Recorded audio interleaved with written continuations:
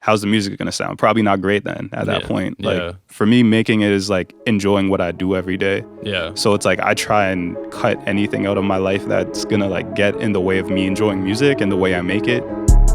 This is the Behind the Sound podcast where we talk to producers, engineers, artists, and other creatives alike.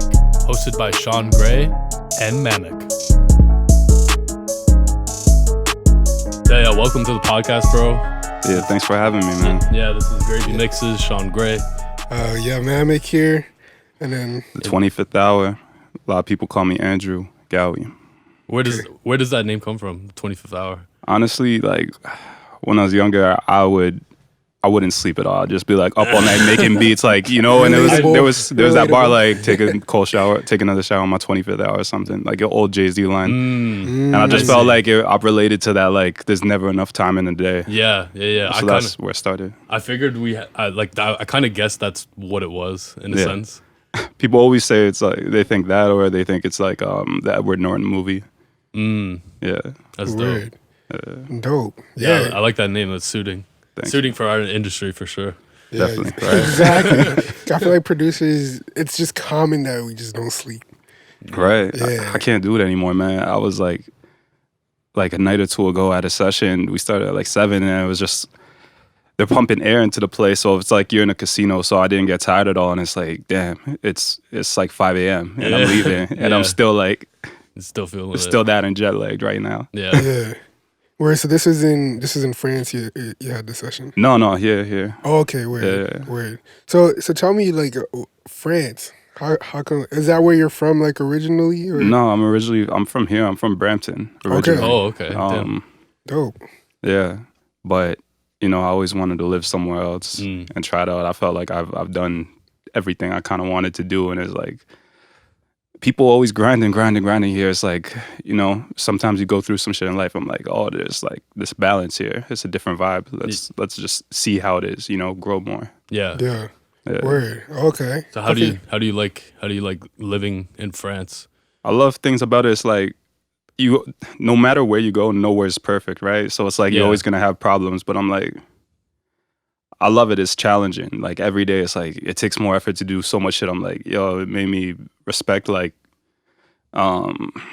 immigrants so much more, just because like it's not easy. Yeah. Yeah. So why'd you choose France out of all the places you could have went?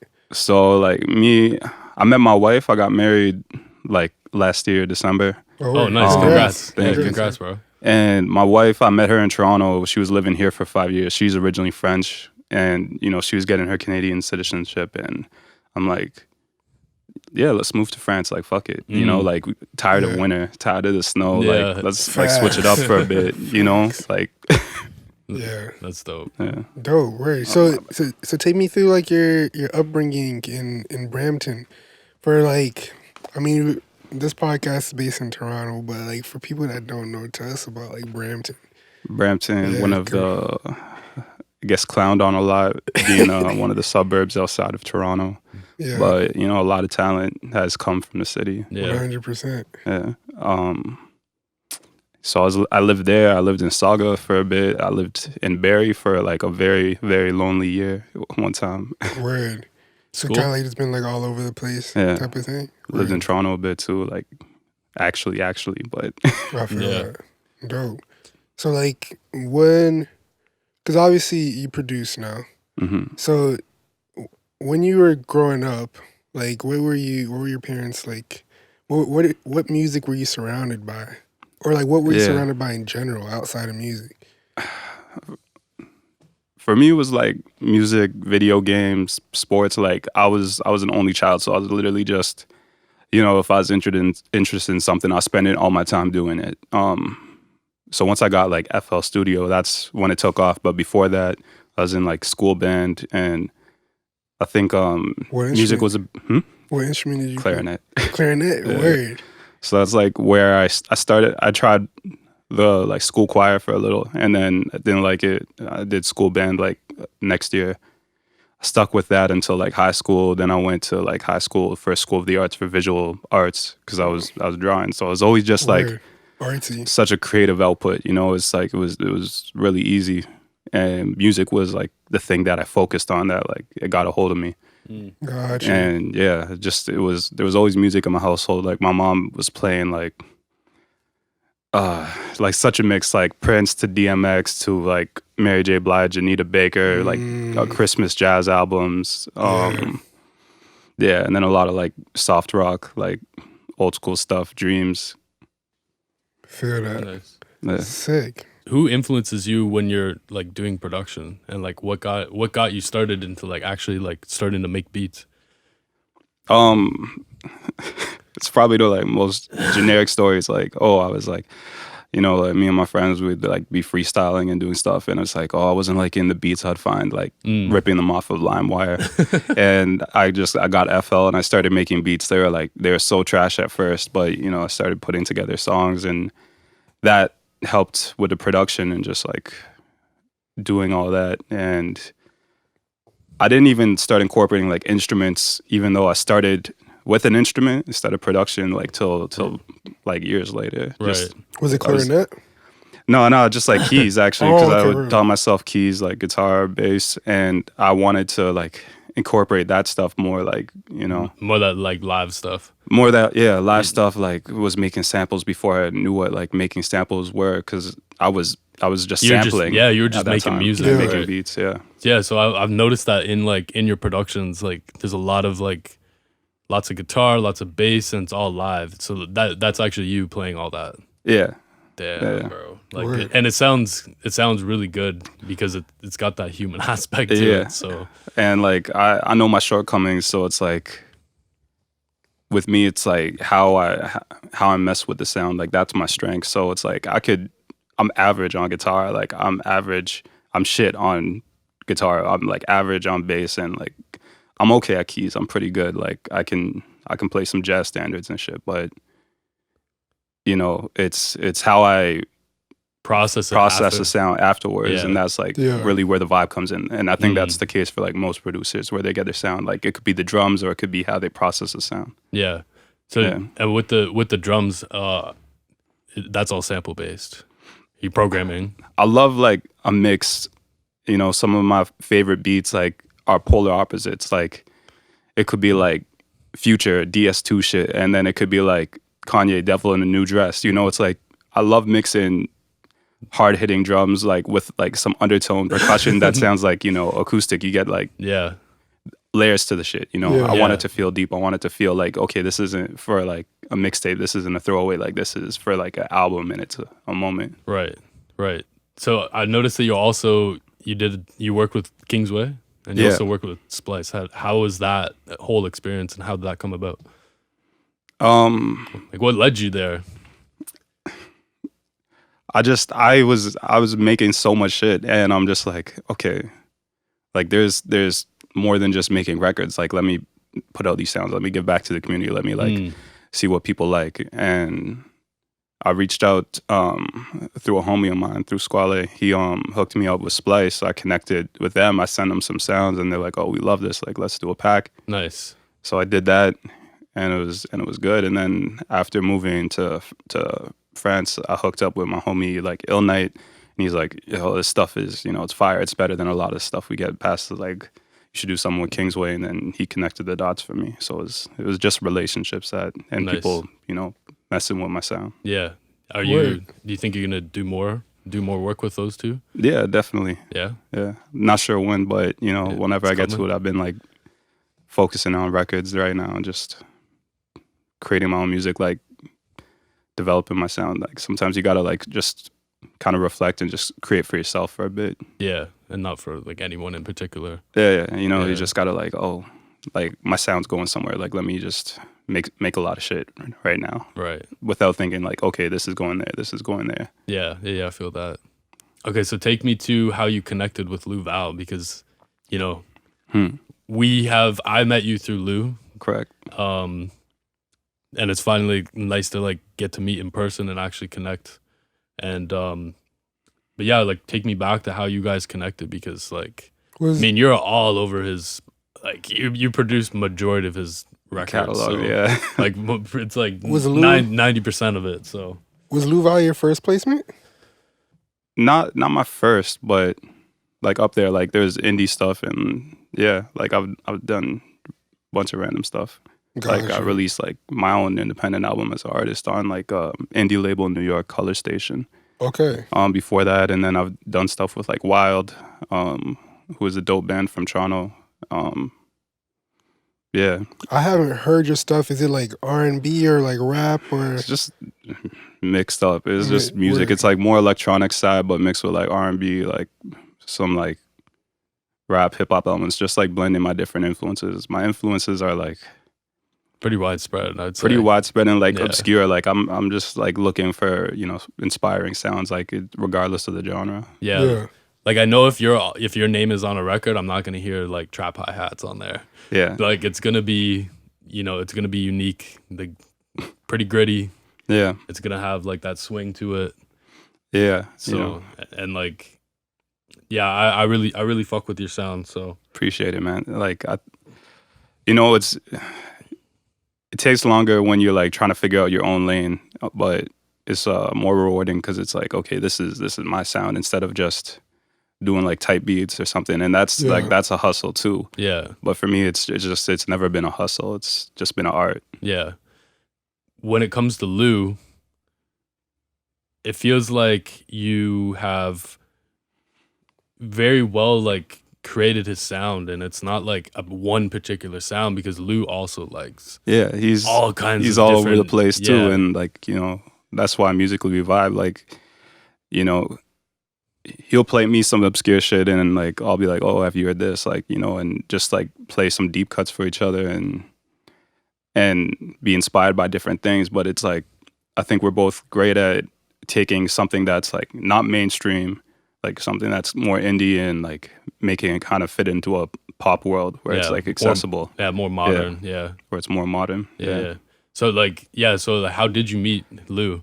It was actually through another producer, homie of mine, Hamlet. So he's in the city. I don't know if you guys heard of him. He's dope keyboardist, dope producer. No, I haven't. I'll check him out. But he was working with Lou Val like probably like 2017 or something, and like early days. Like he just had some stuff on like SoundCloud that was like blowing up. He's like, oh, I think you would be a good fit for his sound. So I forget what it's called, but he played me like the first demo that he had of some of his stuff, and I was like, oh, okay, this is fire. And then some of the first stuff we worked together on like was just it was dope, like Crisp, where it's like it some of his best performing material. Yeah. I really like Crisp too. Thank you. What then led to getting placements with like Jon Vinyl? I don't know if like, so in Kensington Market there was a studio, CR3, and it was run by like Control Room 3. So shout out to Dusty and like 40, because that was like their space, like kind of like an incubation ground for like talent in the city. Yeah. So I was in there after working with Lou. They were just like, the vibes were right, and it's like, okay, here's some keys. Like if you need to use a spot, use a spot. Just in there, Jon Vinyl's in there all the time. Like just new talent in the city. So it was just like the right time, basically. Nice. They liked they heard what I was doing with Lou, and it's like, oh, like you got some of that for us, and it's like, yeah, we'll do it a little differently to match like the more pop direction, more R&B, and then it was just like, I feel like you fit really well, like right in that lane, with like the R&B and like those old, like the kind of that old school, like those old school drums. Yeah, like for me, it's like R&B, electronic, hip hop. Like kind of my like ecosystem, just black music in general. Like it pulls from a lot of influences. Yeah. So it's so wide, the scope. So take us to the Drake placement. Yeah, because that record is one of my personal favorite records, and bro, I didn't even know that you were on that joint. Yeah, that one was like one of my number one listened to last year. So yeah, man, that's crazy. For people that don't know, tell us what the song is. Drake, Emotionless. Okay. Yeah, sick. It was a big record. Huge. Like I remember, I think I was in like Buffalo at the time, and I get a call and it's like, yo, it's it's on the project that's coming out tomorrow. Like we were working on Lou Val stuff, and we were going to like we were going to Soda. I got to meet 40 and talk down, like hear some records and stuff. And it was dope. And I just loaded them up with a bunch of sounds and, you know, worked on that shit. That was like, you know, not like big giant sessions. It was just, you know, chopping up a lot more like just music talk. Yeah, like just hanging. nerd talk. Yeah. Basically. So Yeah. then it just resonated with It them. just resonated, loaded up some beats, you know, and then, yeah, we got that. And probably one of my other favorite records that like never came out, Vital, which was like, yeah. It never came out though. No. It leaked. It leaked. Yeah. Oh yeah. man, I don't know if you guys heard it. Like it's, No. I'm it's a not. joint. Yeah, we'll have to. Yeah, you're gonna check Yeah, that we're out gonna go for find sure. that. Yeah. Yeah. So how long were you guys sitting on the track prior to releasing, or prior to you hearing about it releasing? I didn't hear about it until the night before. But yeah, I just knew the name. I'm like, I didn't know which one. Yeah. It was, yeah, you know, it was like, you know, it's secretive, you know, it's like so you it's didn't a know- big project. Yeah. So you didn't yeah, know very that there secret. was a track at all. No, I didn't know that there was a track. I didn't know which track. Word. I just knew the night before that there is a track. Oh, And then I okay. played that shit for the first time, did like a listening party, and I was like, you know, damn, Word. you know, 40 makes like does his magic, you know. Yeah. Yeah. Sick. So were you like, did you do the melody to it, or I did the whole keys and outros, and they did some samples word? for my stuff. Yeah, shout out to like 40 and No ID. Like it was just dope to be a part of the record in any capacity, man. Yeah. Yeah. And that was Grammy nominated. Yeah. What was that feeling like when you got that news? That was amazing. Yeah. Like, yeah, you know, it's like I'm not really chasing placements, but when those moments happen, it's like it's hard not to be like, yeah, I'm doing what I'm supposed to be doing right now. Yeah. It's kind of interesting hearing that you just said that, because, you know, a lot of cats, they're trying to get placements. Yeah. And here you are, you're like, bro, I'm just trying to make good music. Yeah. I'm just, you know, making shit for myself. I mean, it's resonating with people, Yeah. and you get, 'Cause all you're that getting, follows. yeah, exactly. And you're getting placements. Yeah. So, you know, for the listeners, I think that's something for them to take away from, because, you know, like, stop doing it for other people. Yeah. Like Did I'll you- clarify, like don't just produce for your producer homies like, oh, did you hear that shit? Like listen how fire that is. Like Yeah. at the end of the day, I'm trying to make good music too. You know, I'm not trying to just impress the producers, but I'm trying to impress myself, not with like, I'm trying to leave room for the artist still, or I'm trying to leave room for someone to be inspired by it. Exactly. yeah. But I feel like you like to push the envelope as well. Definitely. Where like you're pushing the envelope, but you still leave room for that artist to Yeah. jump in there. Yeah. I think you do like just a really good job of that. So Thank you. yeah, man. At what point when like coming up like with your production career did you realize like, okay, like I'm really making some heat right now? Type. Like I'll be honest with you, man. It took a while. Like there was talent and I was experimenting. Like even still to this day, I feel like, you know, I'm better than I was 3 years ago, but I was in a sweet spot when I got my first like big major placement with Drake, like where I knew enough and I didn't know enough, where there was this like cool thing happening. And now I feel like it's easier to achieve the results I want right away. But I started making shit when I was like in like 2000 and I don't know, 7 or something. Like I started was just word. like cooking up beats in FL, and I went to like Seneca College for independent music production for like independent. audio engineering. I was gonna do 'cause that. I was learning like FL, and I'm like, yo, I want to produce records. I don't want to like for me is like the end of the day, I want to like executive produce projects. Like me and Lou, like I got Yeah. to do the whole project.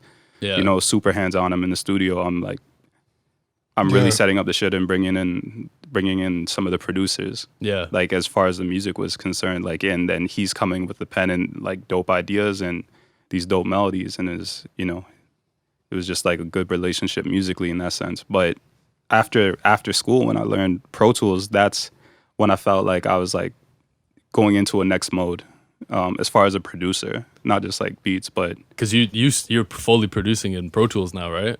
yeah, That's crazy, kind of bro. like 40 does that too, I think. Yeah. you Oh, know? that's your DAW that you use for producing. Yeah, like I got Ableton, I got FL. Like I've made some beats in FL, Yeah. like that I got with artists as well. Just if it just depends on the sound. Like if I'm working on a song that's like more pop and more, even like when I see like other really dope producers like Milhane, or if I'm pronouncing his name right, like that did Kanye and Florence and the Machine stuff. He's producing the records in FL, even if it's with a band and stuff. Like you just have, I mean, sorry, not FL, with Pro Tools. Pro Tools. Yeah. Yeah. So it's just, you have more like, it's less linear, I'd probably use like Logic or Ableton instead of FL if it's like not making just beats. Yeah. Wow. I haven't heard that before. Pro Tools. Was It it always? It gets a lot of hate, man. Yeah. Even Charlie Puth. Charlie Puth produces all this shit in Pro Tools. Yeah. So what's 40. it like being in session collaborating with other producers and like you're on Pro Tools? I mean, you probably know all the DAWs, right? Yeah, like to an extent. Like I'm still need to learn Ableton a bit more, but I can do basic stuff in FL. But if the producer's using Ableton, it's blessed because it has literally like Ableton synchronized, and it'll like sync up the MIDI clock on both devices, so we can both like hook up, and as long as we have an output.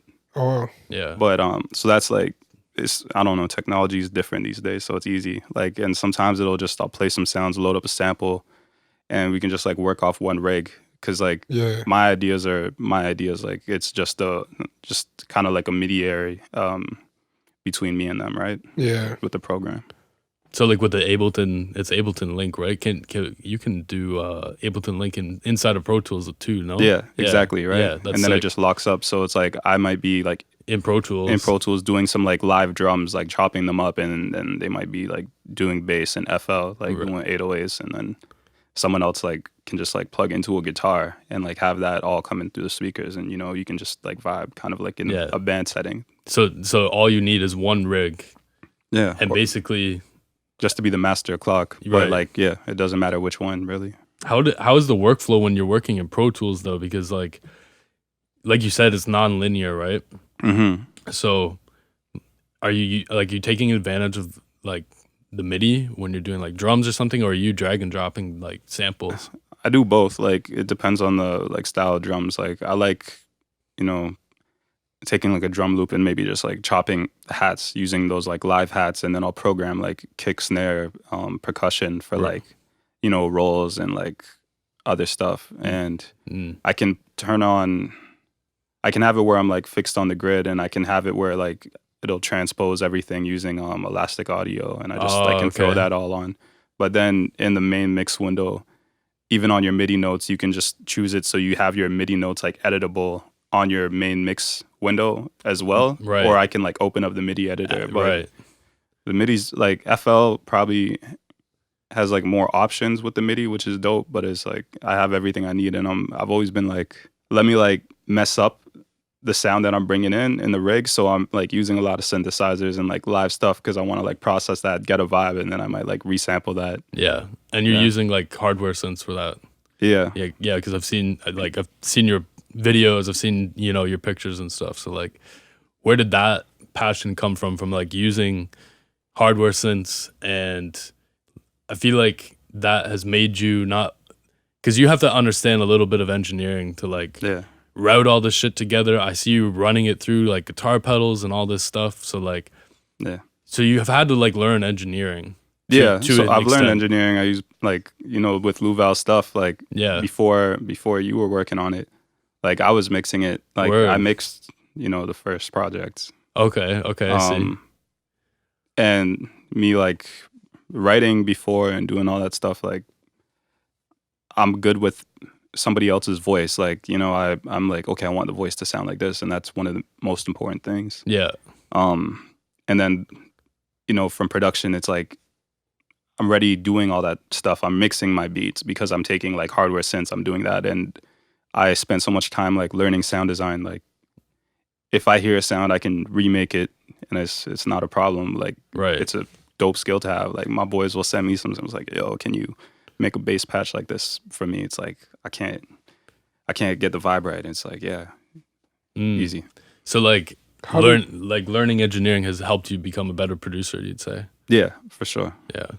How did you go about learning that, like sound design? Was it just like trial and error, or were you doing courses? First like trial and error, and then a lot of like just like YouTube, watching like synth stuff, Mhm.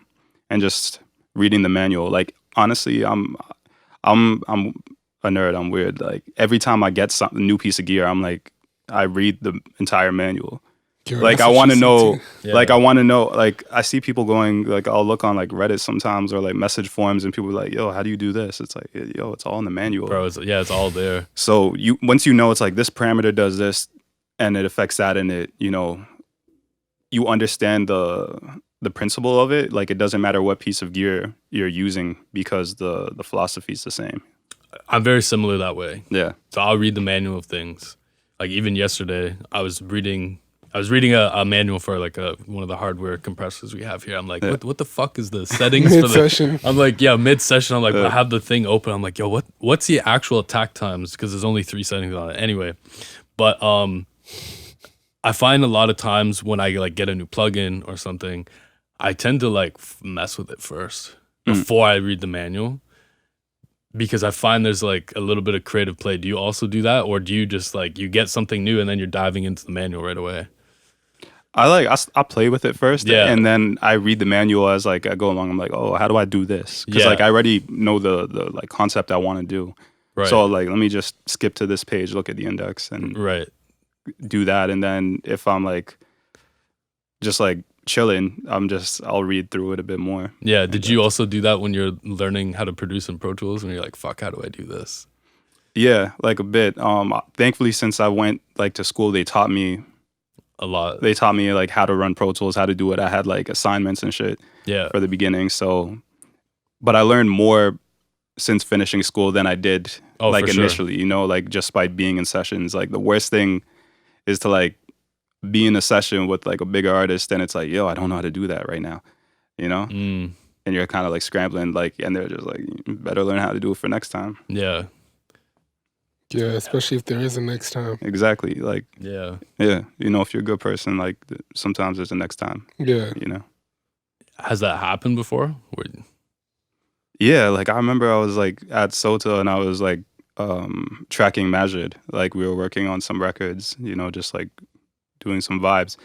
And he wanted me to do something in Pro Tools. I'm like, shit, I forgot how to do that. I was like, where do I go to like get this? Because we're tracking, so we're using Pro Tools, just like going on beats. Yeah. Yeah. So you said you tracked Majid, Majid Jordan. So what was that like? What was how involved have you been with them? It's been fun, like sharing ideas back and forth. Like, Majid will send me some ideas and be like, yo, listen to this. We'll like just share music, It's I met him through like Lou and Dusty, and we just like go over to his place and like cook up and just like became friends and just cook up sometimes and work on shit, send ideas. That's dope. Send some beats, be like, oh, what do you think of this? Like, yeah, this is dope. That's dope. Who's someone you're looking to work with next? So many. Like there's like so many dope artists, like big ones like Frank Ocean, if he comes with more music, I guess. And yeah, I don't know. Like it's a long list. It's a long list. Like I wrote it down somewhere. There's like over 100 names on it. Damn, I'm not bro. getting through it, but it's like my girl told me one time, she was just like, yo, like just make a list of all the artists you wanted to work with. Like there's, small people on it, like who are just like coming up now, like Hush Forte, and then, like bigger artists, like Kanye. Right. That makes sense. All right. So like, what are some of your like go-to plugins right now? So for vocal chain, it's usually the Focusrite on the top, or I'll use like the Need EQ, which is like a Neve clone channel strip. Sometimes it'll be like Fab Filter, like just using like Volcano. Okay. on stuff, and Interesting. Saturn or something. Because you Okay. can like do a lot of stuff. For production, it's like my go-to is like Effects Rack, Sound Toys, Nice. and then IK Multimedia Mixbox. Like IK Multimedia, their stuff, like I love their stealth compressor. Really good. Like stealth limiter, and a few of the other stuff like is really Yeah. good, like the Space Echo clones and shit like that. Yeah. I'm big on I use the T-Rex, so. Yeah, the Yeah. T-Rex is great too. Yeah, like the T-Rex is like, the T-Rex clipper. yeah, That shit's fucking gnarly. Fruity Yeah. soft clipper. It's like the fruity soft clipper, but exactly. it's very close. I prefer the fruity soft clipper. That's my joint. I don't have it. Like I'm not gonna bust out something like I have FL. I'm not gonna like export the whole thing just for the fruity clipper. But Yeah, that's maybe that's the sauce. But you know, No, I get that. I'll be honest. My favorite like group of plugins is probably the Air stuff in.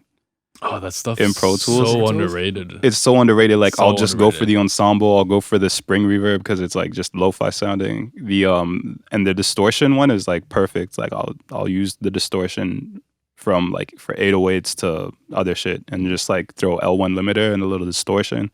It's like basically my like FL clipper. Yeah, they got some good stuff in there. Like even stock Pro Tools stuff. You could get away with a really good mix with stock Pro Tools and a lot of guys like, you know, I think like Frank Ocean, Channel Orange is just like all stock like Pro Tools plugins they used for it. Crazy. That's crazy. I mean, we have one of the artists that I work with. It's like this is vocal chain. It's like mostly stock, right? And a couple Waves plugins. And like that's it. You don't need like the next best thing that comes out all the time. You know, like just don't overthink it. So what do you think that it's like more? Because in the box it's so close now. I think like the most important thing is like capturing the shit right from the beginning, like proper mic for the proper voice and. You know, proper converters for like anything you're like changing from ADAT, you know, I mean, analog to digital, digital analog. Yeah, I think, you know, like if you're if you're mixing, you know, that efficiency is key. Yeah. You know, like client needs, they need something quick. Like they need a change done. Like you got to be able to execute that nicely for them. And it sucks because if you're like on the board or you're running hardware, like I know a lot of guys like hybrid now. It's cool if you can, someone like you where you can spend a little bit of time and you're not like rushing, you're on your own. Yeah. Because I have mixed more analog lately and I find a big difference in like my workflow. It makes me change the way I do things, but again, like, and then what I'll do, I'll just print it. Yeah. Like I'll just commit it there and then I'll just take it home and finish it off. But like, I find like the workflow and like the headspace it puts me in is a lot different. Yeah. That's kind of why I use gear, like even synths and like instruments, because it makes it more fun of a process too, which comes out in the music. But like I just got like the SSL Big 6. Yeah. And I love it because like I noticed actually. Like having the faders, like I'll do my analog like my bus summing at the end through it, or I'll just do a chain and the G bus compressor. It's like, okay, I can throw like my Neve clone preamp on the beginning or use like NSL channel just to like get a little bit of that Neve flavor and then finish it in the SSL because that's like the perfect combo. Yeah. Tracking with Neve and then finish it like the mix summing. on the SSL. So like the Big 6 is a summing board. Summing mix board, and then it's like 4 mic preamps and 4 analog 4 stereo analog preamps. So I use it for my synths sick. And then for like mics, drums, whatever I needed. And then it sounds really good. It's a step up and it like allows me to send like with a push of a button, I send everything from Pro Tools like back out to it. You know? It's kind of like the best of both worlds. Definitely. Because you have the accessibility of like being digital, but you're still getting that feel of being analog. Yeah, and I find like when I'm creating like 12 channels has been enough. Like I have like another 8 preamps or 9 preamps like in the rack that I could go to if I need it to just to get like more channels into Pro Tools. But I'm like 12 channels is like a good starting point for when I'm like doing production or like sending stuff. Right. And it makes you like you know, they always say that when you have like limitations, like you become more creative. Yeah. So it's kind of good to not have like having too many plugins is like, oh, which one do I use? You know, it's good to limit the amount of stuff you have. One of our other guests who was on here a couple weeks ago, his name's Ben Lucid. Mm-hmm. I think he was on Ableton, I think, for maybe 2 years of like the demo version of Ableton. Damn. For like 2 years, and his productions were like fucking crazy, bro. Because like he could only have, I can't remember how many tracks they limit you to, but like all of the drums he had like just on one channel, and then he would just, and it forced him to be creative because he's like, yo, how do I produce a song when I'm limited to so many channels, right? And I think it does. You're right. It does limit you. Like those limits do lead to more creativity for sure. Like Ableton's like good to go. Like you don't even need to get any other plugins or anything. It has like everything you need. Like the instruments built in there. Like they're good to go. I think Logic's pretty good too. Yeah, same. Like, you know, it's like live instruments. No, Logic. Like Logic's like their software instruments are like pretty good. Like right out the gate. Same thing with Ableton. Real? Or are they just like unique sounds? Like it's a good sound, or you'd say it's passable. Like you could write a song. Like, you know, I don't know if you guys, well, probably know it. Like Disclosure, like they produce their stuff in Logic. Right. Yeah, and they're making fire. You know, they're some of the best producers out there. Like it might not, if you don't listen to electronic music, you don't. But yeah, you know, I listen to everything. I remember seeing them here, like it was fire. You know, because they're actually into synths and like playing shit. But like they were making a lot of their stuff just in Logic for their first big records. It's crazy. And so you saw them live? Yeah. Before I was like working with Embrace Presents. I think like they got bought out now or something, but they were like a booking agent. So I was like, back when I was doing my stuff as an artist, I was doing opening acts for them, like and stuff. So it'd be like, oh, you know, here's some tickets for like the Disclosure concert. So I'd go and see that. That's sick. Yeah. Is that what led you to become a fan of them, or? I was already like a fan of them because like I was listening to like different inspirations. You know, I was listening to like James Blake. I was listening to like Subtract, Sampha. You know, like a lot of dope music. You know, just not like limiting myself. You know, there's stuff that I'm like, I'll play in the car, and it's like the stuff that I'll play at the gym. Like every song kind of has its place, like for your life. Yeah. Do you ever get tired of listening to music? Yeah, like the way I listen to music has changed, you know, so much now over the years. Like if I'm in a rush, I'll maybe play, you know, the first 3 seconds. I'm like, okay, I can hear the chords. I know where this can go. Like as far as chord progression, if it's a pop song, it's like they're not gonna like go somewhere crazy off the path. You know, it's gonna just sound like that. So I'll skip to the record like 30 seconds in to hear the beat, and it's like I can know like from 2 bars or not if I like it. Like it, yeah. Mm-hmm. That's when I'm like listening to just be like, okay, is this something I'll come back to or not? Or if this is something I like or I'll work on. Just it's just your brain switches the way you listen to music. Like when I'm creating, I might listen to the same kick for like an hour, or you know, trying to get something right. Just like if something doesn't work, maybe I drop it, maybe I come back to it. But I can like listen to the same sound on loop for like that would drive people crazy. Yeah, but yeah, I know what I like, I guess too. So yeah, I know what I'm listening for. Right. Do you ever get beat block? Do you think beat block is real? I don't. I think like I always say to people, like creativity is a muscle. So like the more you use it, the more you have it. Mm-hmm. Sometimes you just create, like, you know, you just turn the shit on and start making shit.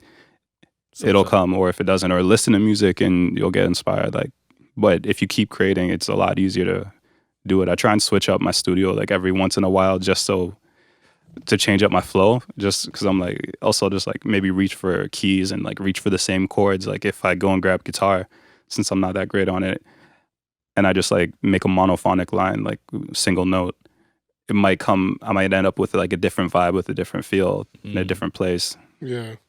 So just like looking for inspiration and new stuff in the room.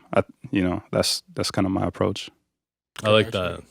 You like switch it up and stuff. Kind of like forces you to like think differently. Using that creative muscle Like, sometimes, bro, like I'll be fucking making like the hottest piece of trash. and I'm like, bro, this is so ass. But like, when you keep, maybe it's like the third or fourth one idea that you push out and you're like, all right, finally I'm somewhere, I'm starting to like this. Yeah. I made like three beats yesterday. I spent like most of the day on these 3 beats. And then I go back to the first one. I'm like, yo, what the this is trash. So I took out the sample that I had in, and it wasn't the sample's fault. It was just like, yo, there was something good in it, and having my ear trained enough, like it's like, okay, this is good. And then I swap that stuff out and then just add a few elements. I'm like, okay, now it's a dope passable beat. It's like maybe not throwing out ideas. Like some ideas, yeah, just get rid of, but like listen for those moments, be like, okay, this is something I can pull out, or this can lead somewhere else, or I can try this again and do it better. Yeah. Where do you think we're like going with music? Because like, I don't know, I don't hear like a whole lot of great albums besides like the Kendrick album and maybe like the Harry Styles album that came out. But I was talking in a session about that the other day. 'Cause my boy said to me, he's like, I don't think there's any like, stars coming out right now, that there's so many niche markets, there's so many small ecosystems, like there's not like huge stars, and because of COVID that maybe people weren't inspired, and it's reflected in the music. Who knows? But yeah, it just sounds, people weren't inspired with the way they were creating the last 2 years. They just been locked in, so maybe that'll change. People are back outside. Yeah, like starting to see like the live shows coming back and stuff. Yeah, which would be dope. The music's probably different that you want to listen to if you're just chilling out at home all the time than if you can actually go out on the weekend and you can like live and enjoy life. Yeah, you're bumping trap shit. Yeah. Inside your house with your girlfriend. I mean, maybe, but the only time I listen to that stuff like during COVID is like when I'm working out. It's not like a whole lot of like true like concept like albums like really being pushed. Like I mean, outside of like Kendrick album. Like the Kendrick album was like an exception. And that shit was amazing, like fucking amazing. But I still have to listen to that. Bro, like so good. Yeah, so I good. agree. It's the way it's put together is just there's such a clear vision. Yeah, and maybe you're like some. I don't know. Maybe we're in a single area too, so it's. Artists are just thinking like, yo, this song needs to perform well, be playlisted, be TikTok. Like, they can say that algorithms are killing music, or it's killing the way that we approach creating music and the structure of the songs and songwriting. I think you're not wrong there. Yeah. I think like algorithms are definitely kind of fucking up how we consume music and like the industry as a whole, because like now you have these artists that are saying, hey, like literally they'll make the song just for fucking TikTok. Yo, I'm only using this for 15 seconds. Yeah, the song only needs to be a minute long or whatever. And exactly. And then you listen to the rest of the song and it's fucking trash. It's like, yo, they literally just made this 1 15-second part that was fucking fire. Yeah. And then the rest of the song, you listen to it, it's like ass. It's like, bro, that's not even a song now. Yeah. I might be like overdoing it here, but the like, fact that bro. you're just blunt and honest about it, though, that's dope.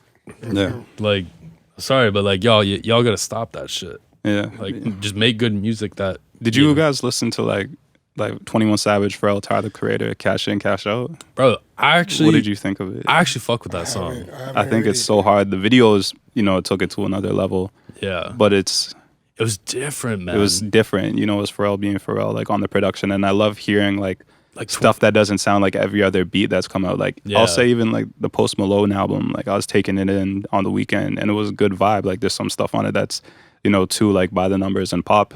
Yeah. For me to like listen to myself, but there's like a lot of dope writing and dope he's a dope good, ideas. He's a good artist in his own lane. So I think there's like artists who have carved out their own lane and done their own thing, but now, they came up and things have changed. Like we're on I forget what you call that, an exponential incline. Yeah. So it's like things are gonna change faster than they stay the same. Exactly. I don't think it's gonna slow down either. It's just we're gonna keep going rampant. Yeah, the music industry is like not that old. It's something that's constantly changing. Yeah, because like trends switch up like from fucking day to day, week to week, so fast. It's like it's hard to even keep up with like all the new music. Yeah, you're getting like drill wave, hyper pop. There's so many niche artists. Say like a label's pushing a song, A&Rs are pushing records and their artists or the ones that got signed.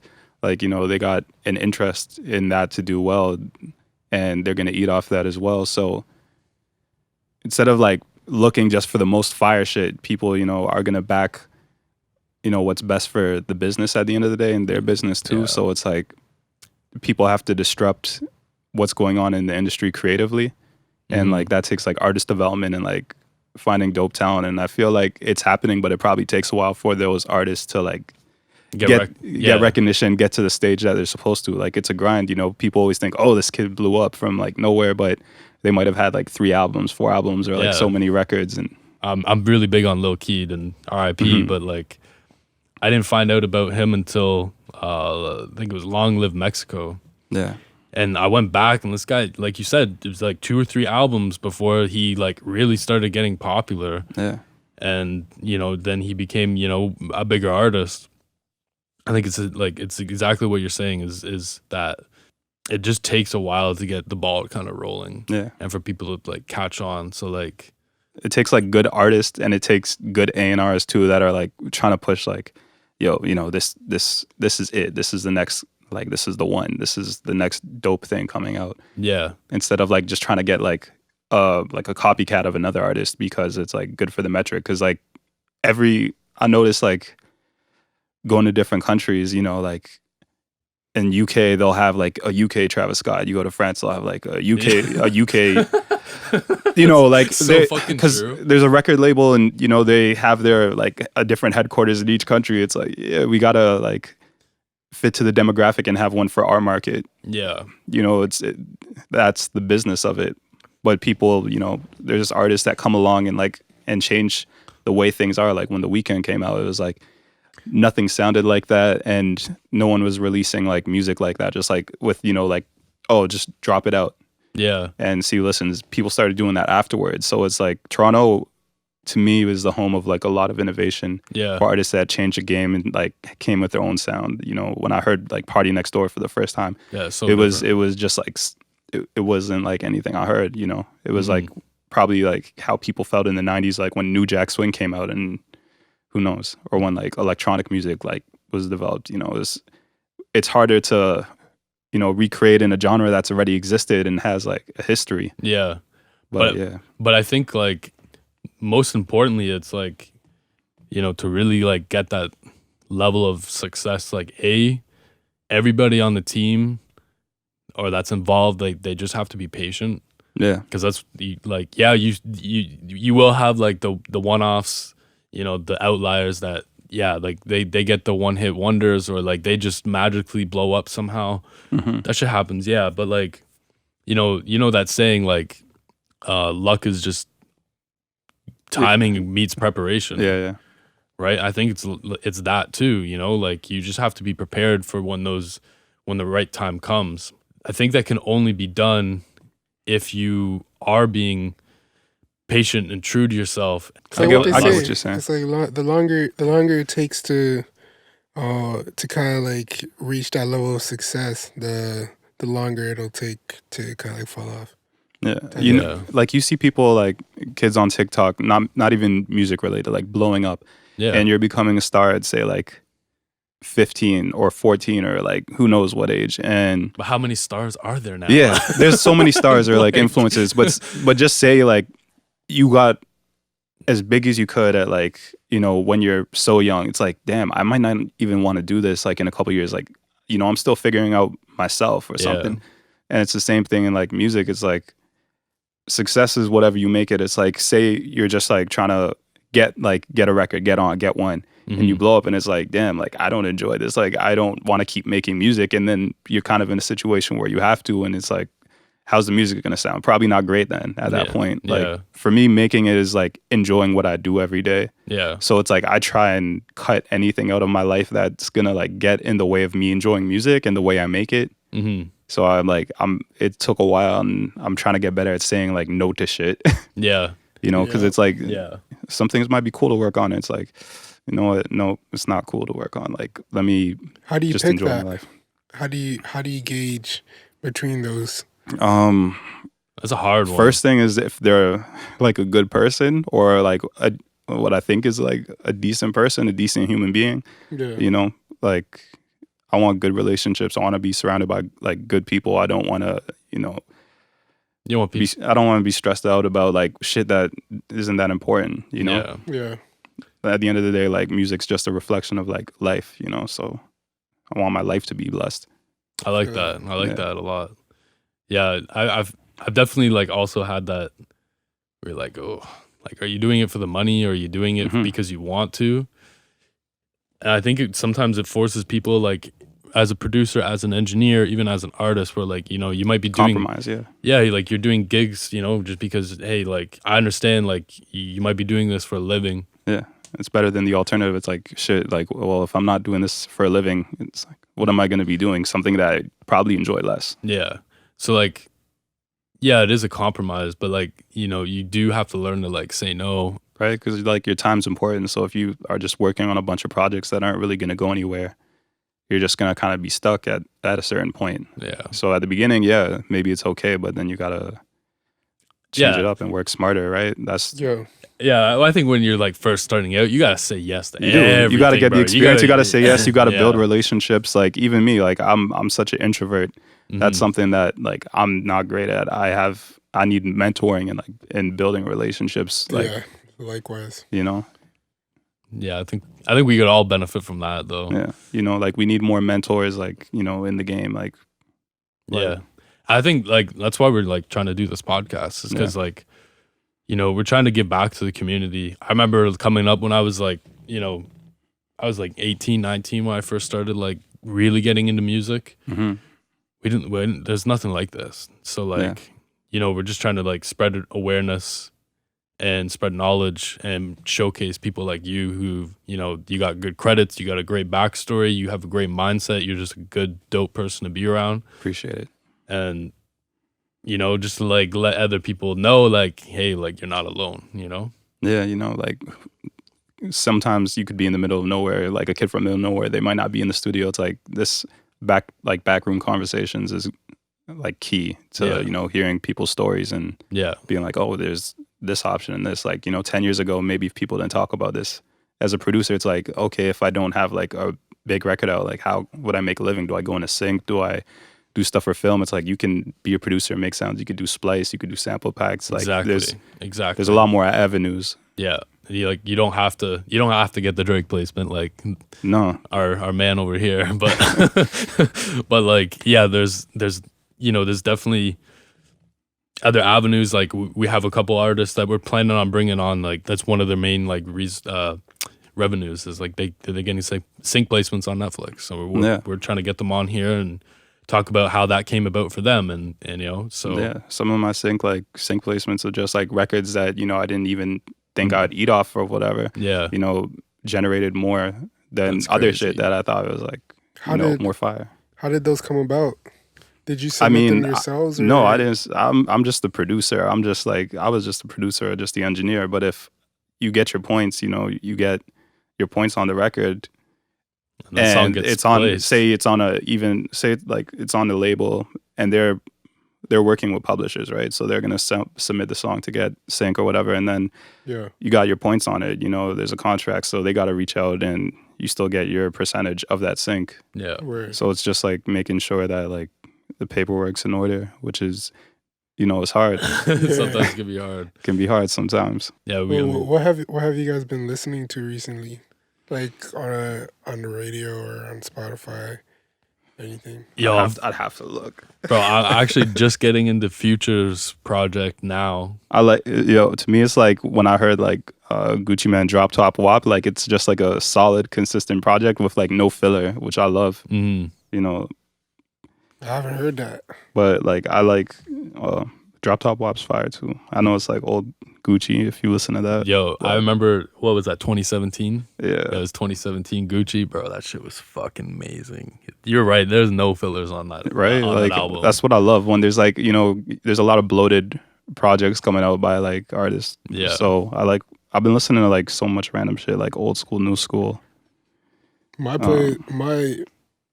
Spotify has been straight old school. Literally straight 2000s and late 90s. I try to make a point of listening to New Music Friday. Me too. Like every Friday, Saturday, just try to like really take in what's actually coming out. Yeah. All the songs sound the same.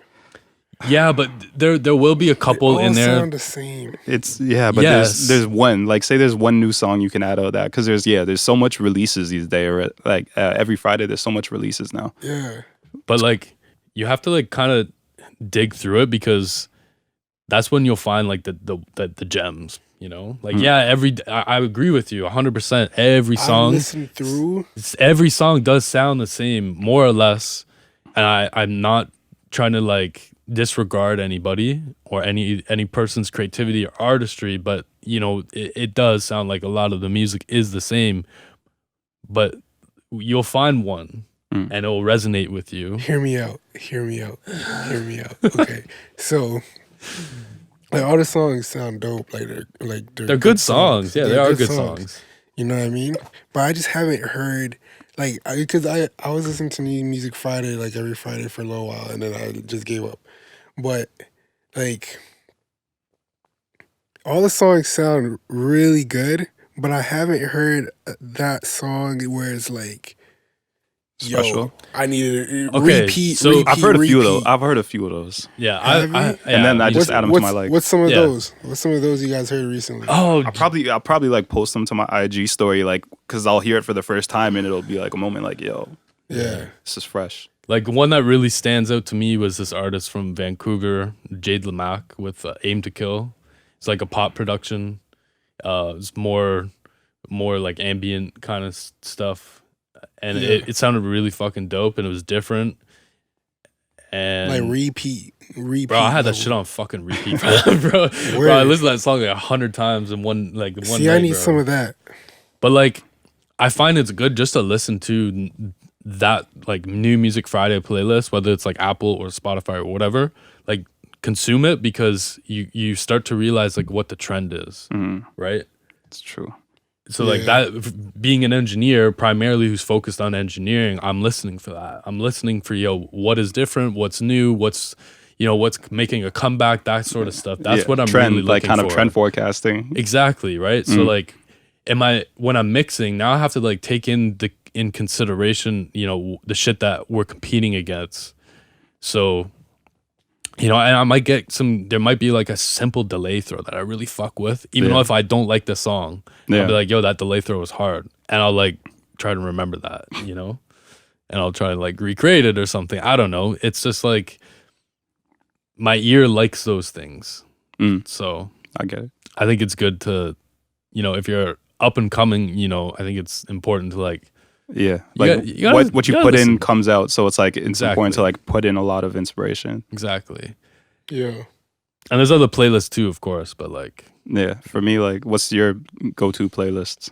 Bro, New Music Friday. New Music Friday. Me, like Outliers, it's dope too. Yeah, Outliers is a good one. Lou's always all over that one. And what's the other one? Butter. I think it's Butter. Like, for me, it's like I like Pollen's pretty good too. Pollen. Spotify? Yeah. Spotify, yeah. I don't have Apple Music anymore. It's expensive to have both. Right? Like, but I miss it because I had like my setup, and I think like the way Apple Music is set up is like better for the search. Like for the new music, the way it comes in. Yeah. Or I was just, not better, but I was more used to it. I just don't like the GUI of Apple. That's the only thing. You ever heard of, like, I was listening to... What is GUI? Graphic user interface. So, like... Yeah, like a plugin. The graph is still GUI. Just what it looks like. Just basically how it operates. Yeah, I'm not crazy about it. But Spotify is kind of like... App design. Like that. The app is it seems like a social media app almost. Yeah. You know what I mean? Like, on the desktop, I prefer it. Yeah, It feels like that because, like, if you have if it's connected to Facebook, you can see all your Facebook friends who are also listening to Spotify. It'll show you like what they're listening to. I'm gonna sound probably crazy. I just like songs on Spotify, and then I just shuffle my liked music. And sometimes I'll choose a genre if I'm like, okay, I just want rap. I just want like soul. I just want R&B. But like, is there any like projects that are coming out that? Lou Val's project. Yeah, Friday. That's when it come. I think it's this. I think it's this Friday. Oh wow! Yeah, he's coming on. He's coming on next week. So Fire.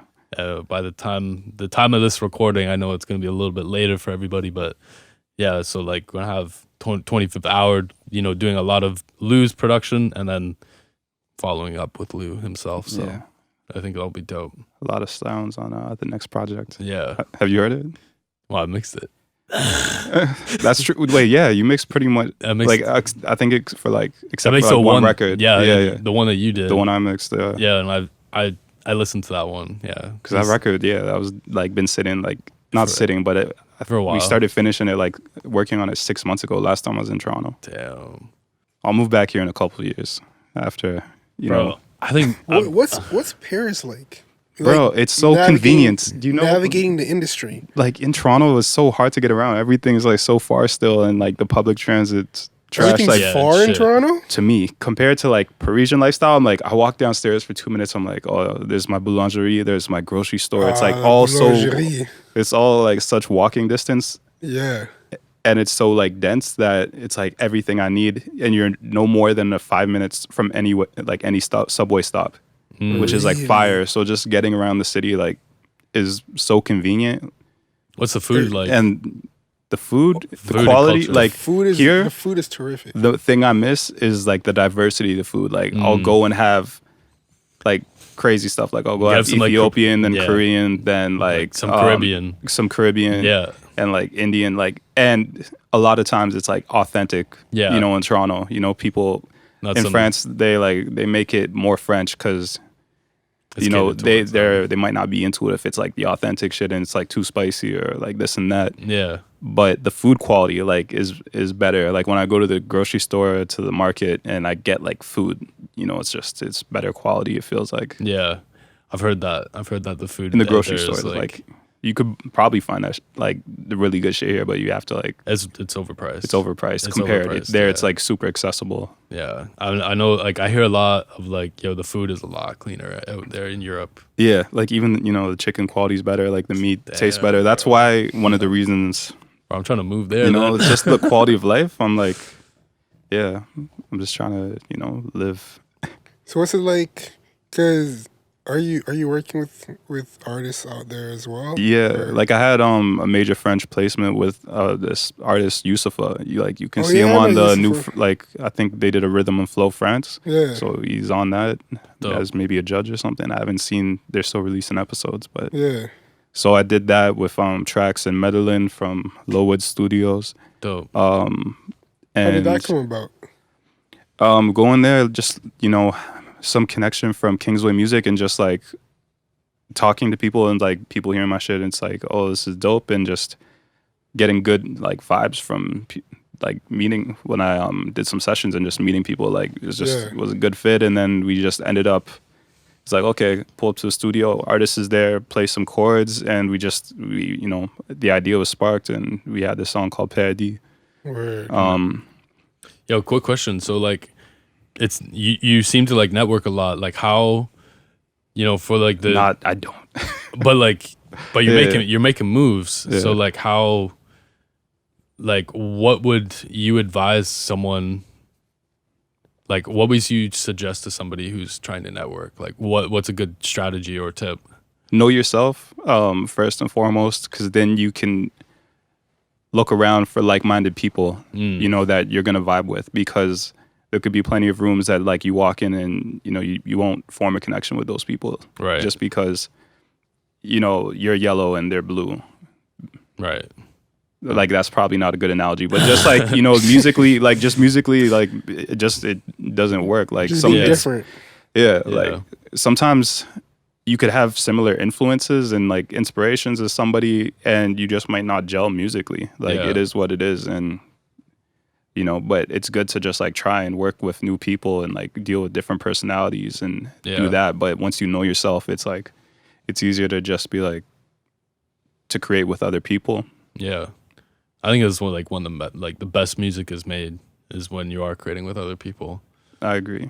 Cause like, I spend a lot of time on Zoom with my guys. So yeah, like I do Zoom sessions and like, just, put yourself out there, because even if you're not great at networking, like if you're visible, the people that think you're dope are going to reach out to as well. Yeah. And then, then there's a dialogue. Yeah. So then you can just like, have a conversation and then move from there. Yeah. Do a lot of people like hit you up? You have got like a lot of young producers who hit you, a lot of artists who hit you. Yeah, like trust me, like probably like a couple times a week I got kids like DMing me asking where can I send samples, and I'm like I don't really need that many samples right now. It's like I like making my own shit yourself, right? yeah, and I'm just like that's part of my sound, right? Yeah. And I see that with like a lot of dope producers, like where their sound like they don't want samples either, or I've tried to send it to like I'm like trying to send samples to Manish, like Manish probably making his own. He's stuff. making his own shit. He's he's so fire at that. So he's like, I don't really need it, but like send if it sparks anything, So and I'll say to the same thing to the kids, like, send me something, or if they send it and I hear it's fire, I'm like, I'll pull a few. I don't like always flip samples, so it's just something that's kind of in the tuck. But I'm like, who knows? Maybe you pull it up at a session, and it sparks something with the artist, because it's not always about me. Yeah, for sure. I definitely like have some folders on deck from like other guys, just in case, And I noticed that from like like OG producers around me that are like have been doing this for a minute. They'll just be like, send me some sounds, because you never know when the artist is in the studio and you need something that you don't have. Yeah, exactly. Exactly. What's your next moves then? Like, are you planning on like maybe doing some sort of course? Like, I see you doing a little bit of like TikTok and like Instagram videos there. Like, what's your goal there? My goal is just to build my own audience as a producer, because I think like we're at a point where you can have a whole community around you. You don't even need an artist. Yeah. There's so many talented producers that are artists that, are known for, like, I look at like K Tronada, it was a prime example of like, he's not a singer, he's a producer, but he's an artist. Massive following, doing your thing. And it's like, I'd love to do that, because I think like my production stands on its own. So it's like when I create, it's a different vibe creating with others than just like me going off into my own space. And it's cool to bring people into my world. And it just as like, it's cool to go into someone else's world, into their vision. Yeah, I fuck with that. Yeah, I like that a lot. Just doing whatever inspires me, basically. That's what all I'm trying to do. What inspires me and like what I enjoy. Yeah. This is a question I just ask everybody. So in the past year, right, of all the songs that you've heard, if you had to pick one song that you wish you produced, what song would it be? Like, you don't change it or anything, but you're just like, yo, I wish that had like my name associated to it. What, it had to be like a song that like dropped already? Like, it doesn't have to be from last year. It has to be within the last year. Oh, come on. Yeah. Or if something came to your mind from before, like Frank Ocean Nights would be like a joint that I wish I produced, like something within the last year. I don't know, like the last year or two, I haven't been like great for music. There's been like a lot of dope stuff, but I don't know. There's never really been records that I heard like, oh, I wish like I produced it, but there's like stuff that like I just absolutely love the production on, like the Brent Faiyaz and Tyler the Creator record Gravity. Like, it's not even about the beat being the craziest thing. Like, I wish I produced that song, or a song to that caliber. Like, and the Drake and Brent Faiyaz record, like I love the beat on that, like the bop that Pharrell had. Yeah.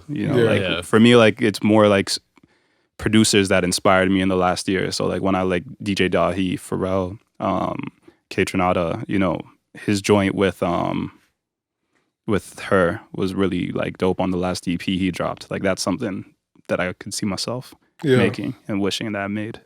Fire. I don't know if that answers the question, but yeah. No, that answers it. That answers it for sure.